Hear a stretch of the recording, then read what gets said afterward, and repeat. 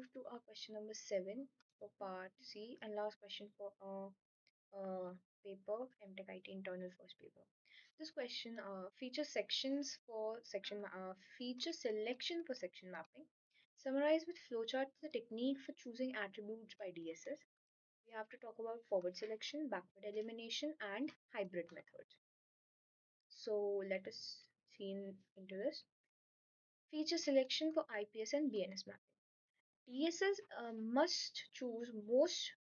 usual features extracted from complaint text like evidence, impact score, accused, victim relationship, location, presence of weapon, time of incident, severity markers, keyword clusters, prior offenses. तो अगर हमें कोई feature selection क्या होता है किसी भी IPS या बीएनएस सेक्शन में कि हम कोई भी कंप्लेंट के ऊपर ज़्यादा ध्यान दे रहे हैं तो what are the keywords and major points जिसके बारे में हमें पता होना चाहिए या जिसके बारे में हमें म्यूचुअल नॉलेज होनी चाहिए to confine the actual statement of problem in our overall complaint and cases ठीक है that is DSS must choose important things like evidence strength यानी कि जो भी केस अकर हुआ है उसमें कितना ज़्यादा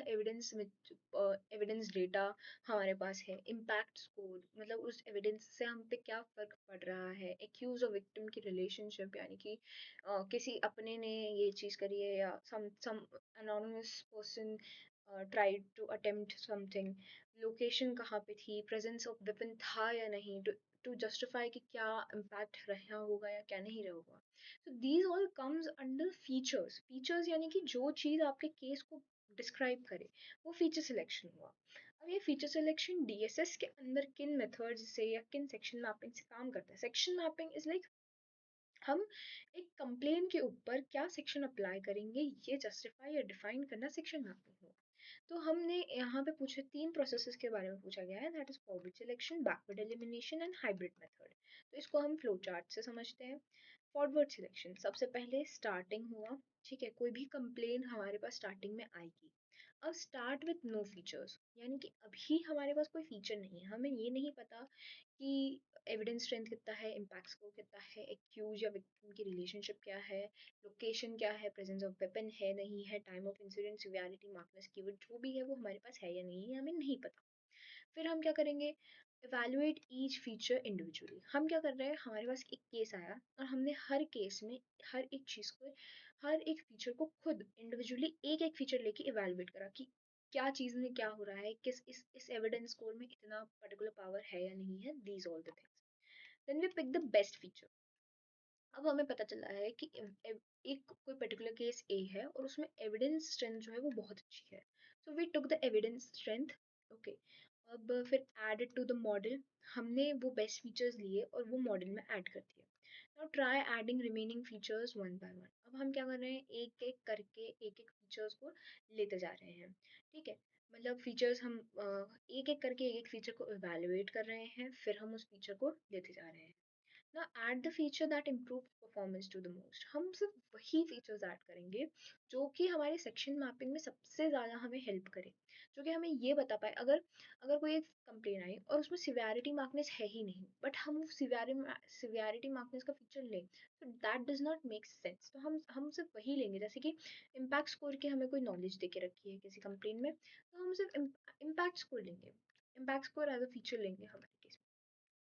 फिर हम ये प्रोसेस रिपीट करेंगे जब तक कोई फर्दर इम्प्रूवमेंट नहीं हो रहा है यानी कि हमारी पर्टिकुलर जो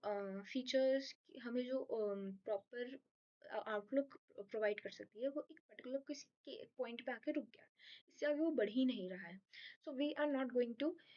इम्प्रूव इट मोर अब हम क्या करेंगे सिलेक्टेड फीचर्स सेट हमारी प्रोसेस को स्टॉप कर देंगे सिलेक्टेड फीचर्स को सेट बना देंगे ये था फॉर्मेट एलिमिनेशन अब आते हैं हम बैकवर्ड में स्टार्ट होता है अब हम सारे फीचर्स को पहले ले लेते हैं फॉरवर्ड में सारे फीचर्स नहीं ले रहे थे बैकवर्ड में हम पहले सारे फीचर्स लेते हैं हम हमारे मॉडल को पूरा ट्रेन करते हैं then try removing each features one at a time remove the features whose removal hurt performance and leaves then repeat the removal steps stop when removing more features reducing accuracy final feature set and prune away weakest features तो ये process क्या कर रही है ये process हमारे जो weakest features है उन्हें हटा देती है ठीक है, so it starts with all the features. Train full model, model पूरा ट्रेन किया जाता है. Then try removing each feature one at a time, and then remove the feature whose removal hurts performance the least. ठीक है, अब हम आते हैं third and the most important method पे, that is hybrid method, that is forward plus backward. इसमें हम start करते हैं. Begin with the feature, like forward हम एक फीचर के साथ स्टार्ट करते हैं. ठीक है, then we add the new feature, वापस से फॉरवर्ड की तरह ही हम एक न्यू फीचर ऐड कर रहे हैं. अब हम चेक करते हैं यहाँ पे, हम क्या चेक कर रहे हैं कि if any already selected feature has been become useless, यानी कि हमने तो पहले फीचर लिया, अब वो फीचर में क्या कोई यूजलेस फीचर आया है. अगर हाँ, अगर हमारे पास वो फीचर आया है तो हम उसे रिमूव कर देंगे